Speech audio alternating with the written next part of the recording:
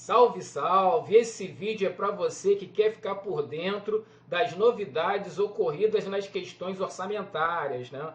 Promovidas aí pela Emenda Constitucional 86 de 2015 e também por emendas que aconteceram, né, que foram promulgadas no ano passado, as emendas 100, 102 e 105, todas elas de 2019, inclusive a emenda 105, ela foi publicada no finalzinho de 2019. Então, essas novidades trazidas por essas emendas serão tratadas detalhadamente nesse vídeo. Esse vídeo é fortemente recomendado para você que vai fazer concurso, onde são cobradas questões de orçamento público, finanças públicas, direito financeiro e até direito constitucional. Então, se você realmente está precisando dessas informações, assista esse vídeo.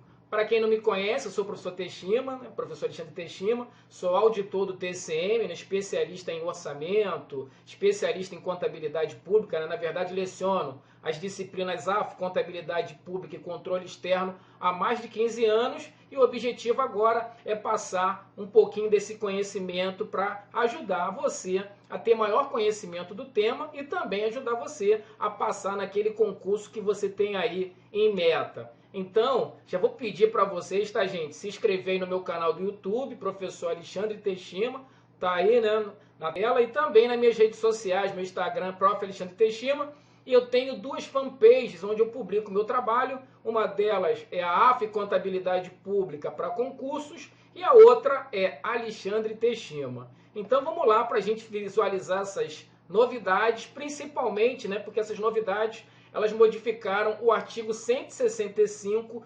principalmente, e também o artigo 166 da Constituição Federal. Então vamos lá. Bom, então primeiramente vou fazer uma introdução aqui sobre o artigo 165, para depois a gente incluir as novidades em relação a esse artigo. Bom, esse artigo trata dos instrumentos orçamentários, né? Então ele define basicamente as regras que devem ser aplicadas pertinentes aos instrumentos orçamentários. Então a Constituição ela consagra a necessidade, né, de ser elaborado por todos os entes 3 instrumentos orçamentários, que a gente vai visualizar aqui. O PPA, né, o Plano Plurianual, a Lei de Diretrizes Orçamentárias LDO e os orçamentos anuais, conhecido como LOA, né, Lei Orçamentária Anual. Então todos esses instrumentos eles devem ser elaborados por todos os entes e sempre leis de iniciativa do Poder Executivo. É o Poder Executivo que tem essa prerrogativa de elaborar os projetos de lei do PPA, LDO e LOA. Então, cada instrumento desse tem uma função dentro do planejamento orçamentário. Então, basicamente, a lei do PPA, por exemplo, é a lei que vai estabelecer as diretrizes, os objetivos e metas da administração pública. Basicamente, nessa lei, ela define o planejamento estratégico. E essas diretrizes, objetivos e metas definidos no PPA é uma diretriz, é um objetivo, é uma meta, né? São, na verdade, né, para 4 anos. Então, em cada 4 anos tem que ser elaborado um PPA novo.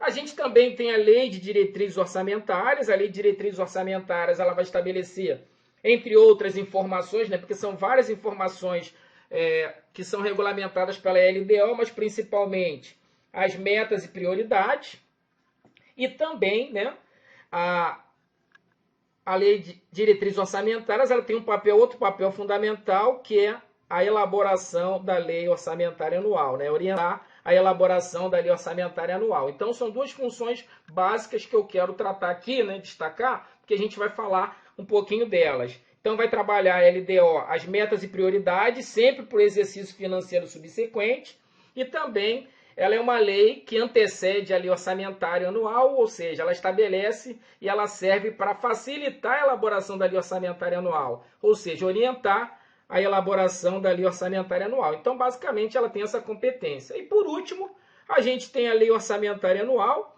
A Lei Orçamentária Anual ela é dividida em orçamento fiscal, orçamento de investimento das empresas e orçamento da Seguridade Social. Então, é uma lei só, mas com 3 orçamentos. E essa lei, basicamente, ela vai ter 2 funções fundamentais, que é estimar a receita, que vai ser arrecadada no ano, Então vai estimar a receita que vai ser arrecadada no ano e também vai fixar a despesa que será realizada no ano. E quando eu falo em fixar a despesa que será realizada no ano, é basicamente estabelecer o que a gente chama de créditos orçamentários, que vão ser, na verdade, autorizações orçamentárias, autorizações legislativas para a realização das despesas pelo governo. Então, o governo só pode realizar despesas se ele tiver créditos orçamentários que são definidos na lei orçamentária. Esses créditos orçamentários, eles são definidos, né, de forma especificada, estabelecendo aqui o que a gente chama de programações orçamentárias. Então, vai ter lá uma programação para a área da saúde, programação para a área da educação, programação para investimentos, obras, né, que o governo pretende realizar. Então, tudo isso é definido na lei orçamentária quando o governo trabalha essa questão de elaboração do orçamento anual. Então, são 3 instrumentos, PPA, LDO e LOA, todos os 3 com esse viés de estabelecer aí a programação orçamentária do governo. Então, só para a gente entender isso melhor, né, vou dar aqui um exemplo de uma ligação entre esses 3 instrumentos orçamentários. Né? Vamos supor uma relação aí, né? A gente tem o PPA, depois é elaborado a LDO, e depois é elaborada a LOA. Então, cada instrumento, né, com a sua competência. O PPA, que é um instrumento estratégico, vai ser definido as diretrizes, objetivos e metas da administração para 4 anos. Então, vamos supor que em 4 anos, o governo estabeleça lá uma meta de construção de 10 hospitais, por exemplo. Isso daí ele vai definir para 4 anos. Em 4 anos, um determinado município ou pretende construir 10 hospitais. Aí, a LDO, que é feita todo ano, ela vai estabelecer as metas e prioridades para o exercício financeiro subsequente. Então, ela vai dizer o seguinte, olha, desses 10 hospitais, no próximo ano, sei lá, vamos construir 2 hospitais. Então, ela define que daquelas metas do PPA, ela definiu que no próximo ano, a LDO, que vão ser construídos 2 hospitais. E aí, com base nessa informação, com essa meta estabelecida na LDO, a lei orçamentária é elaborada. Então, na lei orçamentária é que vai estar a dotação orçamentária, né? Ou seja, o crédito com determinado valor para a construção desses 2 hospitais. Então, basicamente, é a LOA que vai autorizar esse gasto, vai estabelecer a dotação para a construção desses 2 hospitais que estão contemplados na LDO para o exercício seguinte, que estão contemplados no planejamento estratégico para 4 anos, que é o PPA, onde tem a previsão de em 4 anos construir 10 hospitais. Então a gente tem aí uma relação entre todos esses 3 instrumentos, cada um com suas competências. Então, pessoal, como a gente está visualizando aí, eu só estou dando uma palhinha, né, porque não é o objeto desse vídeo comentar os artigos antigos, e sim os artigos novos. Só que a gente precisa relembrar, entender a estrutura, né, como funciona a realização de uma despesa dentro das regras orçamentárias, para depois sim a gente entender essas modificações. Então tem que ter aí realmente um conhecimento para começar a entender essa linguagem, que muitas vezes é uma linguagem técnica, essa linguagem utilizada no orçamento. Então isso aqui é só uma palhinha para a gente começar agora a trabalhar as questões novas, né, as inovações trazidas pelas últimas emendas. Gente, só um alerta, tá, gente? Quem quiser realmente se aprofundar num tema, só para lembrar que eu tenho um curso, né, de teoria e exercícios, onde eu falo sobre tudo em relação a essa disciplina lá no TH Cursos. Então, se você quiser entrar lá no TH Cursos, thcursos.com.br, lá tem meu curso de AFO, Contabilidade Pública e Controle Externo, tá legal? Então, basicamente, lá você obtém todo o conhecimento orçamentário que você precisa. Bom, outra informação importante para a gente lembrar é que o orçamento público, ele tem um caráter, em regra, impositivo, não. Ele tem um caráter, em regra, discricionário, ou seja, não impositivo. Então, por exemplo, se na lei orçamentária tem lá uma autorização para construir 10 hospitais, o governo ele não é obrigado a construir esses hospitais. Ele está autorizado a construir. Então, não tem, em regra, na lei orçamentária, um caráter impositivo. É uma lei que tem um caráter discricionário, ou seja, não impositivo. Então, isso é a regra que sempre foi divulgada nos livros de doutrina, né, em várias jurisprudências, né, inclusive interpretando esse texto constitucional. Porém, né, a emenda constitucional 100, ela criou um rebuliço, né, quando ela colocou o dispositivo que a gente vai analisar agora com calma. Então vamos analisar esse dispositivo. Olha só o que a emenda constitucional 100 inseriu dentro do artigo 165. O parágrafo 10, que fala assim: a administração pública, tem o dever de executar as programações orçamentárias, adotando os meios e as medidas necessários com o propósito de garantir a efetiva entrega de bens e serviços à sociedade.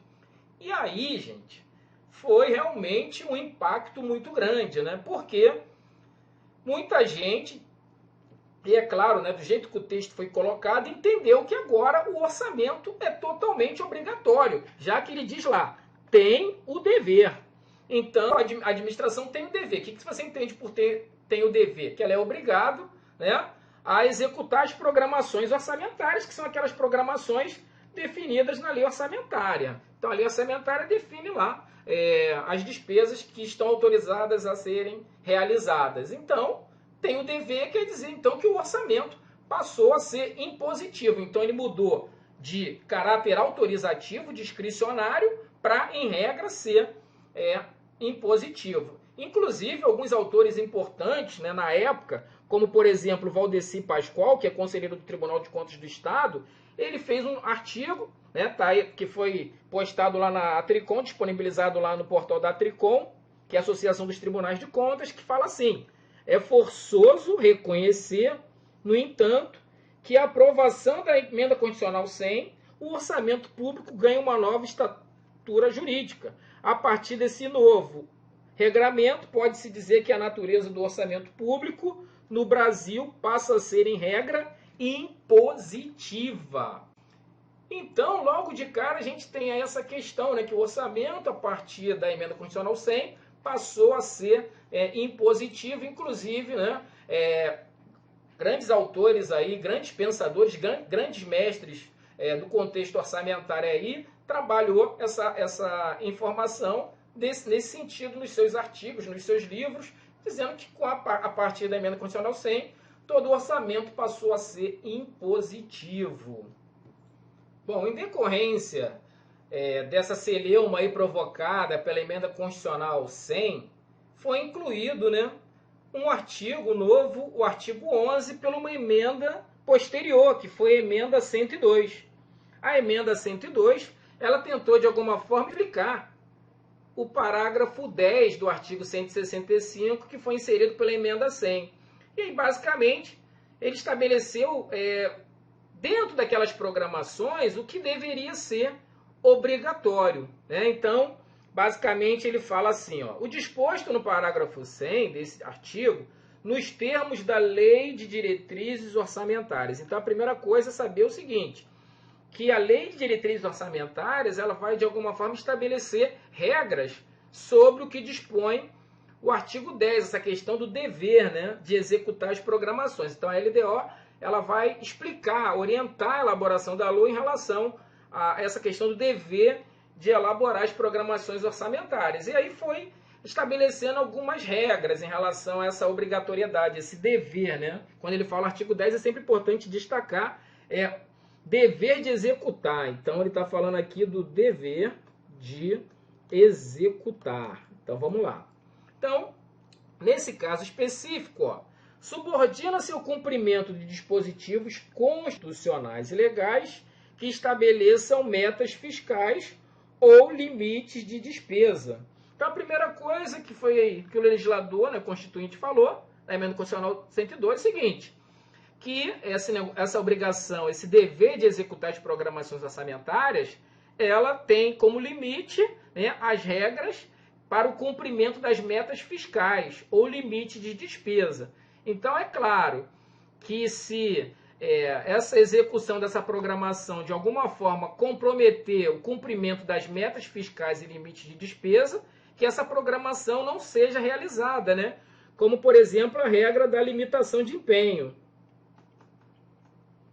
Então, por exemplo, quando o governo limita empenho, ele está limitando despesa, e a limitação de empenho acontece quando tem risco de não cumprir as metas fiscais. Então, uma das exceções para não cumprir as programações é a necessidade de limitar a despesa, né, para cumprir essas metas e esses limites. E também ele basicamente fala que essa obrigação não impede o cancelamento necessário para a abertura de créditos adicionais, que são aqueles remanejamentos, muitas vezes, que deve ser feito, né, onde o governo anula uma despesa que está no orçamento e transfere o recurso para outra despesa. Aqueles ajustes que têm que ser elaborados.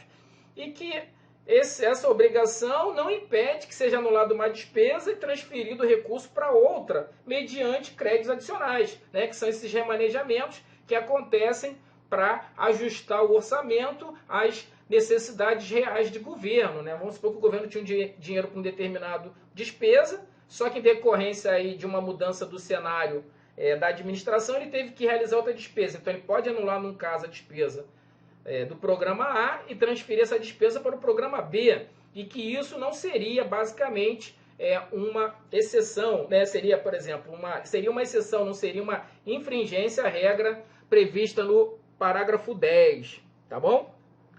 Também fala que a regra prevista no parágrafo 10 não se aplica nos casos de impedimento de ordem técnica devidamente justificado.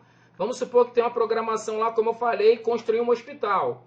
Mas que para construir esse hospital, o terreno que ia ser construído esse hospital, por exemplo, depende de uma licença ambiental. E essa licença ambiental ainda não foi concedida.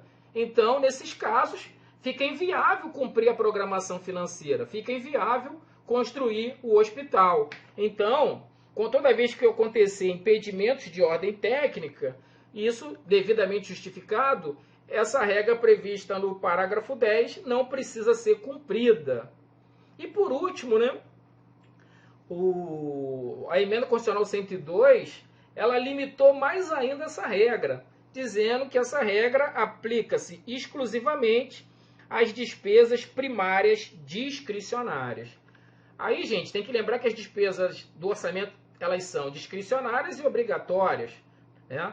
E aí, no caso, as obrigatórias por exemplo, né, quando, por exemplo, pagamento de pessoal, pagamento de recursos da Previdência, o mínimo constitucional em saúde, o mínimo constitucional em educação, tudo isso, a despesa obrigatória, o governo não tem discricionalidade. Mas naquele tem discricionalidade, né, ele tem que cumprir, teoricamente, com base no que está dizendo do parágrafo, no item 3 do parágrafo 11. Né? Então, por exemplo, despesa geralmente assim com obras, que ele tem caráter de discricionalidade, aquisição de equipamentos, por exemplo, vamos lá, por exemplo, uma reforma, tudo isso é discricionário, tá, gente?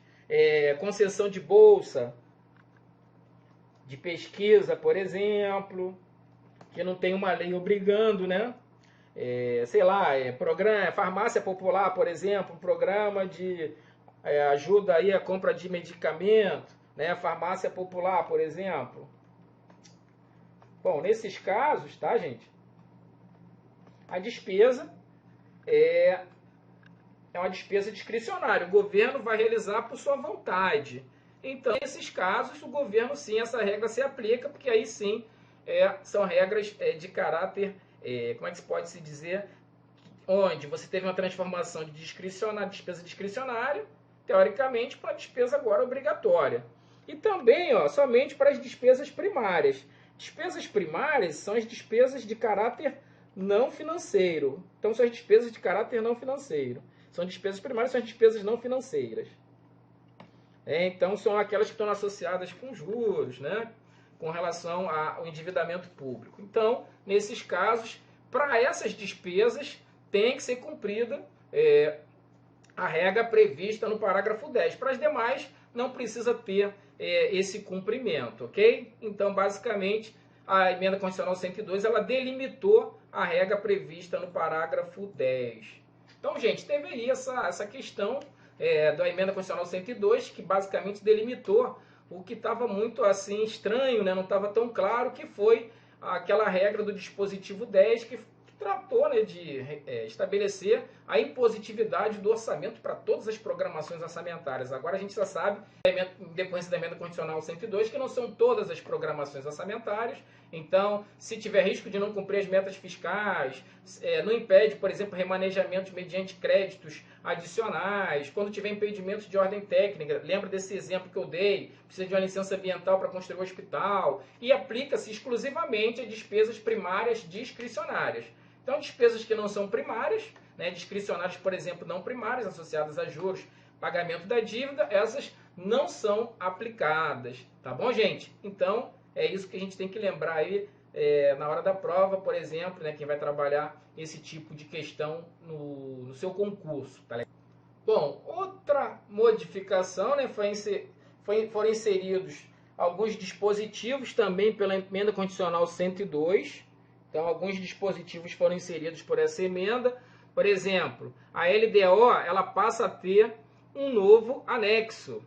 Então, integrará, né, o parágrafo 12 fala assim, integrará a Lei de Diretrizes Orçamentárias para exercício que se refere para os dois exercícios subsequentes, anexo, o novo anexo, né? Já tem vários anexos à LDO, como anexo de metas fiscais, anexos de riscos fiscais. Agora tem um anexo com a previsão de agregados fiscais e a proporção dos recursos para investimentos que serão alocados na Lei Orçamentária Anual para continuidade daqueles em andamento.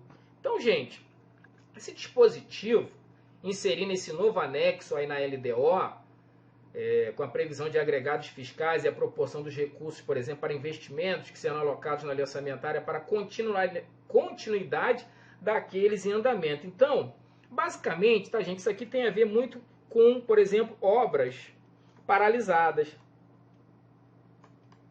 Então, por que eu falo que isso tem muito a ver com obras paralisadas? Geralmente, o que acontecia? Né? O governo não dava prosseguimento, muitas vezes, em obras que foram iniciadas, mas aí por interesses políticos, econômicos ou outros interesses, essas obras paralisadas, elas não eram finalizadas e eram inseridas outras obras, por exemplo, iniciadas outras obras e não finalizadas as que já tinham sido iniciadas em andamento. Isso gerava, é claro, um dano erário, porque a obra paralisada ela gera dano, né, tanto financeiro quanto em termos de atendimento das políticas públicas. Então, a emenda constitucional 102, ela, de alguma forma, ela tenta evitar isso, que ela fala que agora, né, tem que ter um anexo onde os recursos, tá, gente, para investimentos, olha a preocupação somente com investimento, que são, por exemplo, essas obras paralisadas. Tem que ter, então, hoje, definido qual é a proporção de recursos que são direcionados para investimentos, para que haja continuidade, né, daquelas em andamento. Então, basicamente, é um dispositivo que visa, né, evitar, por exemplo, essas obras paralisadas, já direcionando recursos para o que foi iniciado no passado. Né? O governo não pode pensar só no futuro, ele tem que pensar e também finalizar o que estava no passado. Então, isso vai integrar a Lei de Diretrizes Orçamentárias, beleza? Esse novo anexo. Então, fica atento a essa questão. Então, gente, quero fundamentar bem isso, né, que em relação aos investimentos, e dei esse exemplo das obras paralisadas, porque é um anexo novo na LDO. No fundo, ele visa exatamente essa questão do equilíbrio orçamentário, porque não adianta o governo querer fazer várias iniciativas se ele não tem recurso para finalizar as iniciativas que já estão em andamento. Então, a ideia é se criar um anexo, exatamente para que haja equilíbrio entre essas despesas, alocando primeiro os recursos nas despesas que estão em andamento, para depois, se sobrar, inserir despesas novas. Então, isso tem muito a ver aí com esse viés do equilíbrio orçamentário, ok? Bom, por último, ó, queria destacar o disposto no inciso 3 do artigo 9º, os parágrafos 10, 11 e 12, todos esses parágrafos eles tratam de temas relacionados ao orçamento impositivo, tá, gente? São regras novas sobre orçamento impositivo, que basicamente essas regras, elas são aplicadas somente à União. Então, não são regras, por exemplo, que são de obrigatoriedade para estados, municípios e Distrito Federal. Tá bom, gente? Essas regras do orçamento impositivo, inseridas aí pela emenda 100, 102, 86, elas são regras basicamente focadas na União. Então, são regras que decorrem aí de com a entrada aí do novo presidente, né? Essa relação entre o poder legislativo e o poder executivo, foi inflamada essa questão aí do orçamento impositivo. Lembrar que o orçamento impositivo ele tem esse viés, né? Porque as emendas orçamentárias elas não tinham esse caráter obrigatório. O orçamento não tinha esse caráter obrigatório. Então depende muito da vontade do poder executivo realizar essas programações. E agora, né, com essas novas regras, você já tem hoje uma participação maior do Poder Legislativo, porque o Poder Legislativo agora ele pode colocar emendas e uma parcela dessas emendas obrigatoriamente tem que ser cumpridas aí pelo chefe do Executivo. E lembrar que os estados, municípios e Distrito Federal, eles também eles ficam, na verdade, subordinados às regras do artigo 165 e 166, né? São consideradas normas gerais. No entanto, as regras do orçamento impositivo só valem para a União. Então, o Estado, o município, o Distrito Federal que quiser implantar essas regras vai precisar, tá, gente? Ele vai precisar alterar a Constituição do Estado respectivo ou, no caso do município, a Lei Orgânica Municipal respectiva, ok? Então, não é de aplicação para estados e municípios, apenas se houver alteração nas suas respectivas constituições e leis orgânicas. Então, ficar atento também a isso. Bom, outra novidade trazida pela emenda 102 que gerou uma repercussão foi a do parágrafo 14, que diz assim, ó, gente, a lei orçamentária anual poderá conter previsões de despesas para o exercício seguinte, com a especificação dos investimentos plurianuais e daqueles em andamento. Bom, então vocês já percebem aí que realmente foi uma grande novidade se a gente considerar o princípio da anualidade. Porque e aí? E o princípio da anualidade?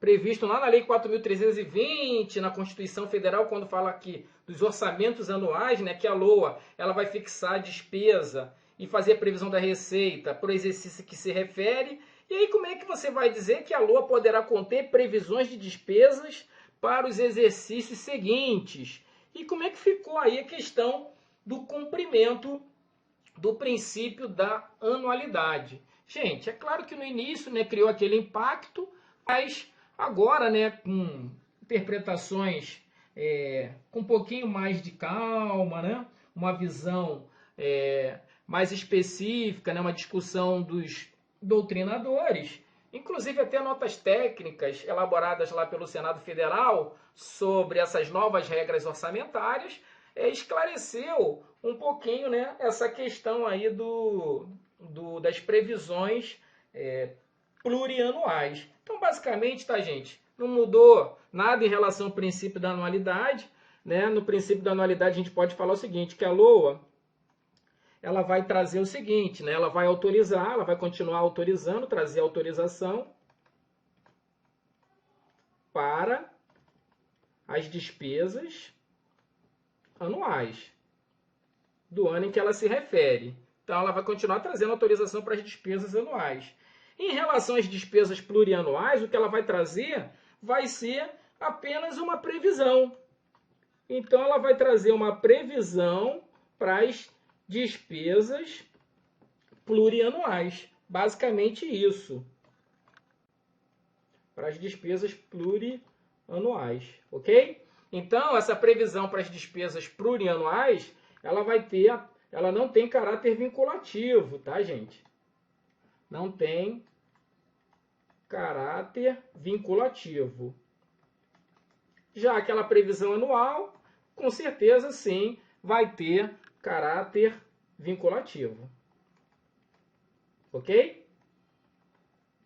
Então ficou mais uma questão mais a título de informação, de controle, de transparência, do que propriamente qualquer modificação no princípio da anualidade orçamentária. Então, gente, se alguém falar numa questão que em decorrência do parágrafo 14 não existe mais o princípio da anualidade, já que agora pode ter previsões de despesas para o exercício seguinte, né? Com especificação dos investimentos plurianuais, que são essas obras, tá, gente? Investimentos plurianuais são essas obras que a execução da despesa ela passa de um ano. Geralmente, né, grandes obras, elas não são realizadas dentro de um ano, né? Você demora aí 2, 3, 4, até 10 anos para realizar um determinado investimento, a construção de um estádio, a construção de uma ferrovia, né? A construção de uma hidrelétrica. Isso são os investimentos plurianuais. Então, basicamente, o que ele está trazendo para a LOA é que na LOA pode ter, tá, gente? Inclusive, a facultativo pode ter uma previsão de despesa para esses exercícios seguintes, mas basicamente para informar, para dar transparência, para ajudar no controle, e não propriamente aquele caráter vinculativo. Essas despesas aqui têm que ser realizadas, uma coisa desse tipo. Não é isso. Basicamente, ela continua fixando a despesa e fazendo a previsão da receita por um ano, essas com caráter vinculativo, e essas previsões plurianuais de despesa para exercício seguinte, basicamente com caráter não vinculativo, a título de informação, ok? Então, cuidado só com esse detalhe aí, não caia nessa pegadinha, impossíveis provas. Bom, e no parágrafo 15, né, fala assim: a União organizará e manterá, então a competência da União, registro centralizado de projetos de investimento.